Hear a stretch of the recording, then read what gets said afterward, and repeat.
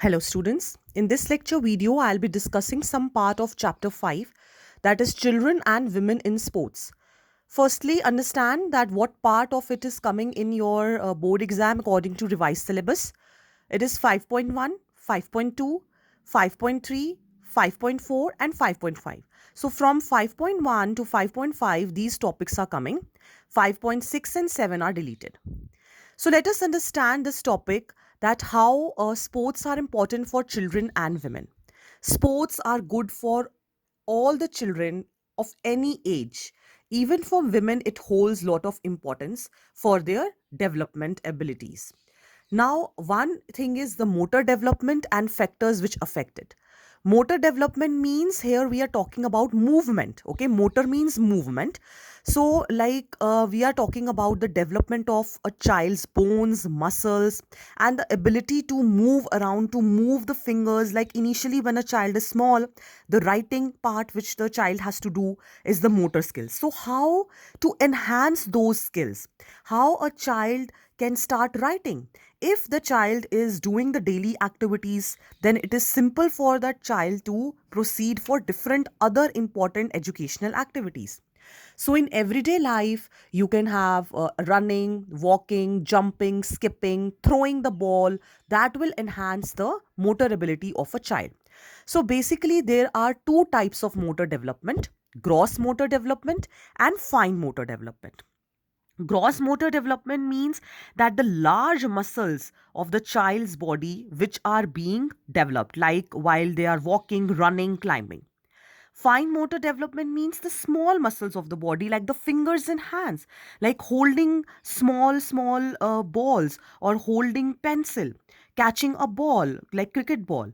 So motor development in children has been studied under the three categories which we have to take into consideration: early childhood 3 to 6 years, middle childhood 7 to 10 years, and late childhood 11 to 12 years.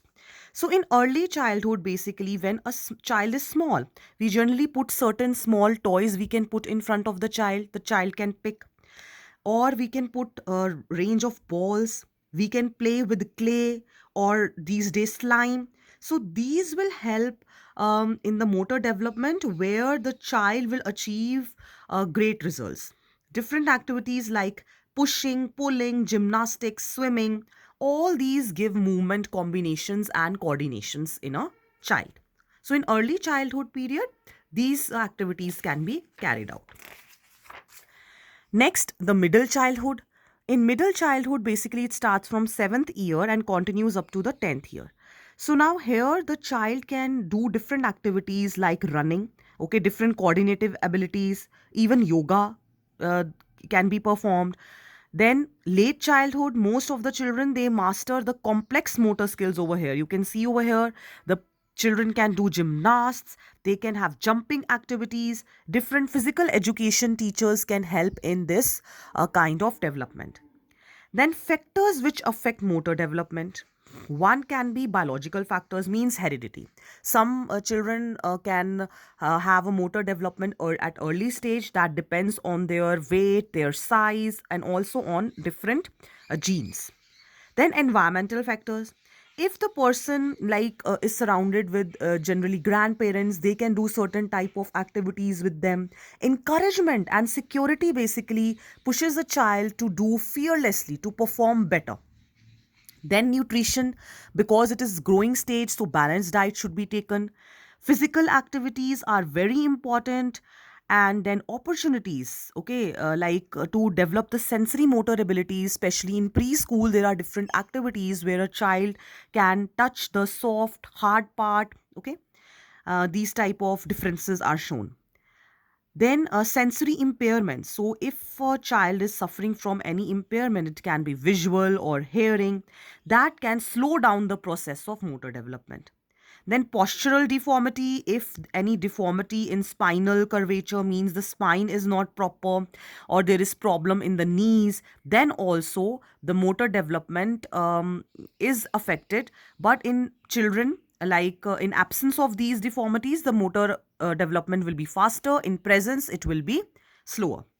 Obesity, overweight, the children who are having excess weight at small age cannot perform motor activities at a fast pace.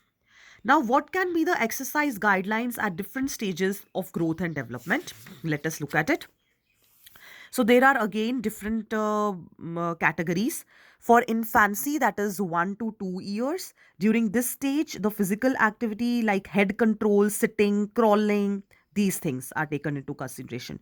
So like a ball, like I was telling you, a toy is kept for a child, or a ball is kept, the uh, catching of certain things, rattles, all these things.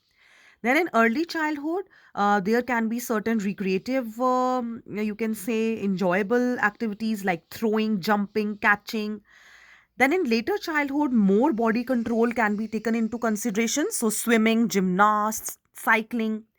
In adolescence, there can be more advanced training like basketball, resistance exercises, gymnastics.